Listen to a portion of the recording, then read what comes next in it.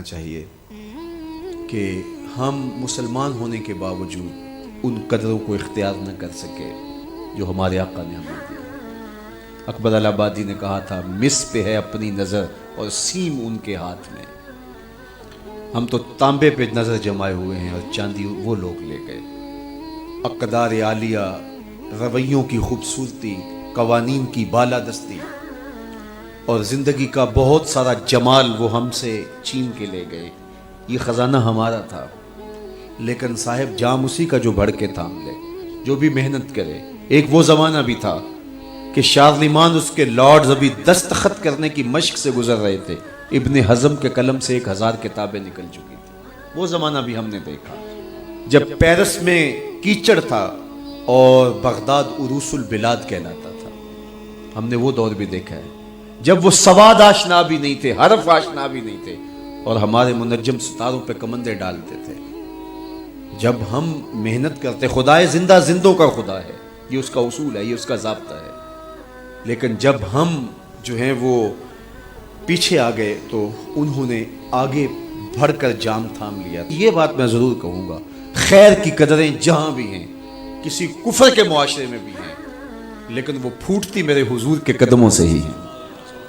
چوکھٹ اسی سے ہی فیض اور نور اور روشنی پھوٹی ہے، اجالے یہیں سے گئے ہیں، ورنہ انسان آج بھی زنجیروں میں جکڑا ہوتا۔ وہ کیسا سماج تھا کہ جب بیٹی کو زندہ درگور کر کے باپ آتا تھا تو معاشرہ اسے داد دیتا تھا کہ تو نے اپنی آبرو بچا لی، تو نے اپنی عزت بچا لی۔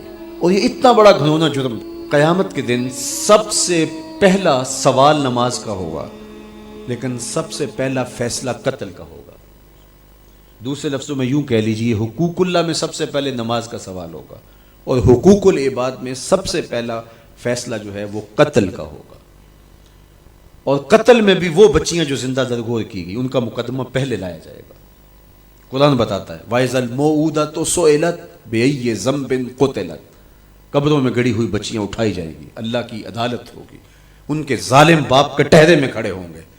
اللہ ان بچیوں سے پوچھے گا بِأَيِّ ذَنبٍ قُتِلَتْ، تمہیں قتل کیوں کیا گیا؟ اب ان بچیوں کو تو پتہ ہی نہیں ہمیں کیوں قتل کیا گیا۔ ابھی آنکھ کھلنے نہیں پائی تھی کہ بند کر لی گئی، زبان بولنے نہیں پائی تھی کہ نوچ لی گئی، زندگی کا پھول ابھی کھلا ہی نہیں تھا کہ مرجھا گیا۔ انہیں تو پتہ ہی نہیں ہمارے ظالم باپوں نے یہ قیامت کیوں اٹھائی، یہ غضب کیوں توڑا، ہمارے معصوم دامن پہ کون سا داغ دیکھا کہ ہمارے ظالم باپوں نے ہماری زندگی نوچ لی۔ کہتے ہیں گڑھا کھودتے تھے، تاریخ پڑھیں، دل آج بھی خون کے آنسو روتا ہے، اور گڑھا کھود کر کے اس میں کھلونے رکھتے اور بچی وہاں بیٹھ جاتی اور کھلونوں سے کھیلنے لگتی، اور وہ اوپر سے ریت ڈالتے، اور وہ بچی پہلے پہل تو اس کو کھیل سمجھتی اور وہ اس کھیل میں خود شریک ہوتی، لیکن جب اس کے کندھوں سے اوپر تک ریت بڑھتی اور اس کی سانس دبنے لگتی، پھر اسے سمجھ آتی یہ کہانی کوئی اور ہے۔ پھر وہ معصوم اور ننھے ہاتھ جوڑ کے اپنے باپ سے زندگی کی بھیک مانگتی، لیکن ظالم سفاک باپ ریت ڈالتا، اور یوں اس کی سسکیاں، اس کی آہیں، اس کی چیخیں، اس کے آنسو اس ریت میں دب جاتے، اور اس معصوم ننھی چڑیا کے لیے نہ کوئی موم بتیاں جلانے والے تھے، نہ کوئی اس کے لیے احتجاج کرنے والے تھے، اور نہ کوئی اس کی FIR کٹتی تھی۔ باپ کو بھی داد ملتی، ماں کو بھی داد ملتی، معاشرہ سفاک اس پہ ماتم کرنے کی بجائے اس پہ خوشیوں کا اظہار کرتا۔ پہلی آواز پورے عرب میں جو اٹھی اور بلند ہوئی وہ میرے حضور کی تھی، بیٹیوں کو قتل کرنے والوں سن لو، میری فاطمہ میرے جگر کا ٹکڑا ہے، یہ پہلی آواز تھی۔ یہ صرف کلمہ محبت ہی نہیں ہے، اس ظالمانہ سماج کے خلاف جو ہے وہ علم جہاد میرے حضور نے بلند کیا، میری بیٹی میرے جگر کا ٹکڑا ہے، اور کہا جو دو بیٹیاں، دو بہنیں اللہ کی رضا کے لیے پروان چڑھائے اور ان کا نکاح کر دے، قیامت کے دن وہ یوں میرے نیڑے ہوگا جس طرح یہ دو انگلیاں کری۔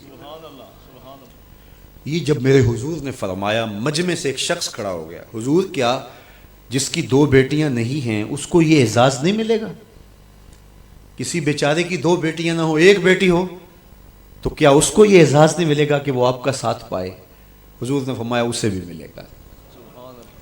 لیکن میں آپ کو دعوت فکر دیتا ہوں کہ اس سوال کے پیچھے کی کیفیت دیکھیے۔ اس کی ایک بیٹی تھی، کہاں بیٹیاں زندہ درگور ہو رہی ہیں اور کہاں ایک بیٹی والا کہتا ہے کاش کہ میری بھی 2 بیٹی.